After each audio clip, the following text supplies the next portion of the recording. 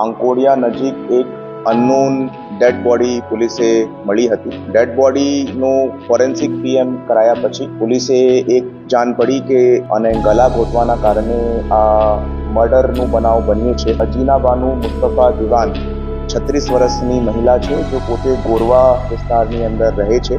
આ એમની dead body છે. અમારા હ્યુમન સોર્સિસથી માહિતી મળી કે આ અક્યુઝ આ ફેમિલી સાથે નોન છે અને એમની મોટી બહેનના સાથે એ સંપર્કમાં છે. કે આ જો રમીઝ રાજા છે તે એમની મોટી બહેન ફિરોઝ બાનુ ઉર્ફે અનિશા દિવાન સાથે ગયા 5 વર્ષથી રિલેશનશિપમાં હતો અને એમની મોટી બહેનના કહેવાથી એમને નાની બહેનનું મર્ડર કર્યું છે. આ ફિરોઝા બાનુ દિવાન તરફથી પોતાની બહેનની લાઈફ માટે 28 નવેમ્બરની રોજ આ 40 લાખ રૂપિયાની આ લાઈફ ઇન્સ્યોરન્સની પોલિસી લેવામાં આવી હતી અને એ પછી એ પોતાના ઓળખતા રમીઝ રાજાને વારંવાર પોતાની બહેનનું મર્ડર કરવા માટે દબાણ કરતી હતી. 2 વખત અગાઉ પણ એમને આ ઇસ્મ પાસે મર્ડર કરવાના હેતુથી પોતાની બહેનને મોકલાયો છે, બટ એ રમીઝ રાજા દ્વારા એમને પરત મોકલવામાં આવ્યું હતું અને આ જો ત્રીજી વખત છે જે તે સમયે